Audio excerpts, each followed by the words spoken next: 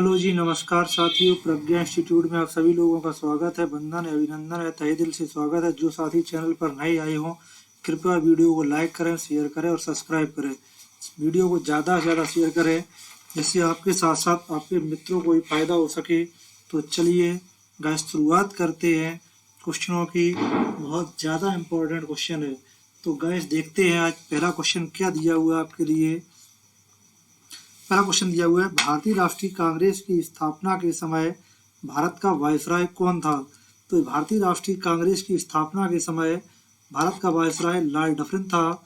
भारतीय राष्ट्रीय कांग्रेस की स्थापना 28 दिसंबर 1885 को हुई थी।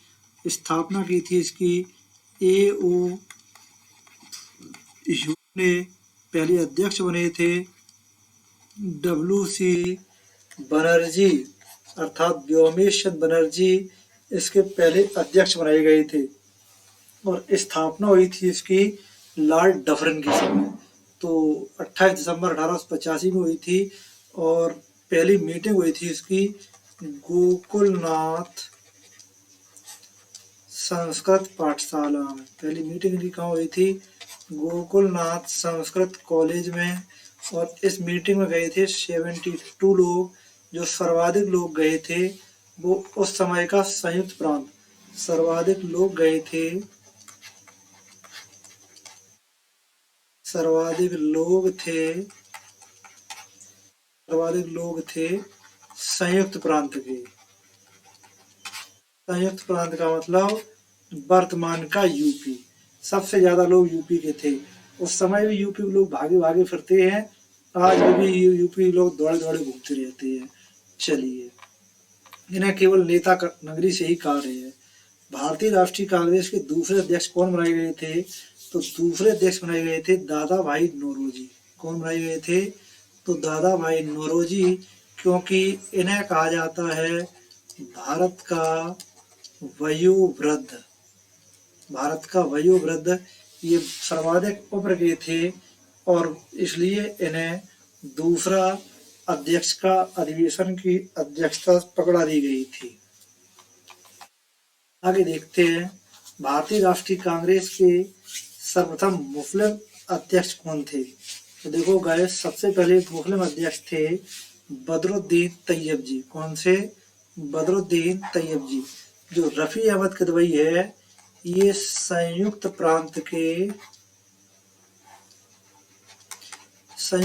के पहले वित्त मंत्री थे। पहले कौन थे? वित्त मंत्री, फाइनेंस मिनिस्टर संयुक्त प्रांत के, जो 1935 के अधिनियम के तहत 1937 में चुनाव हुआ था। उसमें 1937 में जो आपका यूपी था, उसमें यूपी को संयुक्त प्रांत कहा जाता था। तो संयुक्त प्रांत के पहले वित्त मंत्री थे रफी अहमद किदवई। अबुल कलाम आजाद के बारे में आपको मालूम ही है कि यह स्वतंत्र भारत के पहले वित्त मंत्री रहे हैं। ठीक है। और जब देश स्वतंत्र नहीं हुआ था उस समय ये पाकिस्तान में शामिल थे, लेकिन देश स्वतंत्र होने के बाद ये भारत में आ गई। भारतीय राष्ट्रीय कांग्रेस के प्रथम निर्वाचित यूरोपीय अध्यक्ष कौन थे? देखो, भारतीय राष्ट्रीय कांग्रेस के पहले निर्वाचित अध्यक्ष थे जॉर्ज यूले। कौन थे? George Yule. ए.ओ. ने पार्टी की स्थापना की थी और पहली महिला अध्यक्षा थी एनी बेसेंट। निम्नलिखित में से कौन भारतीय राष्ट्रीय कांग्रेस की पहली महिला अध्यक्षा थी? तो पहली महिला अध्यक्षा थी एनी बेसेंट। और राष्ट्रीय कांग्रेस में अभी तक 3 महिला ही अध्यक्ष बनाई गई। उनमें पहली एनी बेसेंट है, दूसरी सरोजिनी नायडू है और तीसरी है ये नलिनी सेन गुप्ता। तो अभी तक कांग्रेस में 3 महिला अध्यक्ष बनाई गई। उनमें पहली है एनी बेसेंट और दूसरी है सरोजिनी नायडू और तीसरी है नलिनी सेन गुप्ता। कांग्रेस की प्रथम भारतीय महिला अध्यक्ष कौन थी? देखो, कांग्रेस की प्रथम भारतीय महिला अध्यक्ष बताई जाए तो कौन थी? सरोजिनी नायडू। ठीक है। ये राजकुमारी अमृता कौर पहली मंत्री थी। भारतीय मंत्रिमंडल में शामिल पहली महिला है राजकुमारी अमृता कौर, और इनके पास पद था वो उस समय स्वास्थ्य मंत्री का पद था। कौन सा पद था? स्वास्थ्य मंत्री का पद था।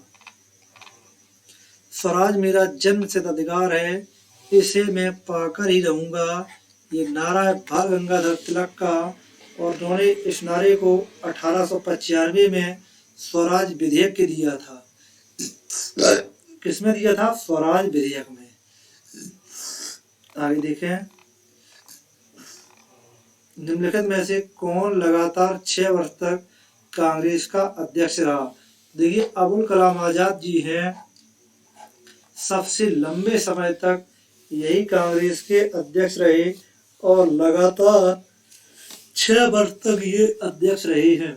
ठीक है, 1942 से लेकर 1948 तक ये अध्यक्ष रहे हैं। निम्नलिखित में से कौन उग्रवादी नेता नहीं था? देखो, लाल बाल पाल, ये 3 उग्रवादी नेता माने जाते हैं। लाल बाल और पाल। लाल का मतलब लाला लाजपत राय, पाल का मतलब विपिन चंद्र पाल, और बाल का मतलब बाल गंगाधर तिलक। तो कौन से रह गए? गोपाल कृष्ण गोखले। हालांकि बाल गंगाधर तिलक ऐसे व्यक्ति हैं जो प्रारंभ में गरम दल के रहे और बाद में ये नरम दल में शामिल हो गए। कौन है? बाल गंगाधर तिलक। प्रारंभ में ये गरम दल में रहे, बाद में नरम दल में शामिल हो गए, क्योंकि 1910 में जब ये मांडे जेल से निकल कर आए तो उन्होंने गोपाल कृष्ण गोखले के कहने पर ये नरम दल में शामिल हो गए। और इसलिए बाल गंगाधर तिलक का जो राजनीतिक गुरु है वो गोपाल कृष्ण गोखले को ही माना जाता है। ठीक है, महात्मा गांधी का जो गुरु है वो भी गोपाल कृष्ण गोखले को माना जाता है। और महात्मा गांधी के दूसरे गुरु है एम.जी. रानडे। और जो एम.जी. रानडे है ये महात्मा गांधी के साथ साथ बाल गंगाधर तिलक के भी गुरु है। निम्नलिखित में से किसको लाला लाजपत राय ने अपना राजनीतिक गुरु माना है? देखो, लाला लाजपत राय अगर अपना राजनीतिक गुरु मान रहा है तो गरीवाल्डी को ही मानेगा, क्योंकि वो भी खतरनाक व्यक्ति और ये भी खतरनाक व्यक्ति। तो किसे मानेगा? गरीवाल्डी को। भारतीय बाल गंगाधर तिलक को अशांति का जनक किसने कहा है? तो जो वैलेंटाइन श्रोल है, कौन है? Valentine toll. इस वैलेंटाइन श्रोल ने बाल गंगाधर तिलक को अशांति का जनक कहा है या अशांति पुरुष कहा है। यह क्वेश्चन भी आपके यूपी पुलिस में एक बार पूछा गया है कि बाल गंगाधर तिलक को अशांति का जनक बाल गंगाधर तिलक को किसने कहा है? तो वैलेंटाइन श्रोल ने। या एक बार पिछली बार भी किसी क्वेश्चन पेपर में पूछा गया था कि वैलेंटाइन श्रोल ने अशांति का जनक किसे कहा है? तो वैलेंटाइन श्रोल ने अशांति का जनक किसे कहा है? बाल गंगाधर तिलक को। 1908 में 6 वर्ष की कारावास की सजा स्वतंत्रता आंदोलन में किस नेता को हुई? देखो, 1906 में हुई, 8 में हुई थी 6 वर्ष की सजा बाल गंगाधर तिलक को। ठीक है, इसे हुई थी बाल गंगाधर तिलक को और इन्हें रखा गया था मांडले जेल में। कहाँ रखा गया था? मांडे जेल में। आगे देखें, क्रांतिकारियों की गुप्त समाज अभिनव भारत का। तो अभिनव भारत की स्थापना की थी बी.डी. सावरकर। बी.डी. सावरकर, विनायक दामोदर सावरकर। उन्होंने किसकी स्थापना की थी? तो अभिनव भारत संस्था थी, उसकी स्थापना की थी। चलिए, आज इतने ही प्रश्न आज देखते हैं। ये सभी प्रश्न आप लोगों के लिए बहुत ज़्यादा इम्पोर्टेंट हैं, देखते रहें आप। यदि आपको वीडियो अच्छी लगे तो चैनल को लाइक करें, वीडियो को शेयर करें और सब्सक्राइब करें, जिससे आने वाले समय में और लोगों को भी फायदा हो सके। तो धन्यवाद। इतिश्री इतना ही रखते हैं आज।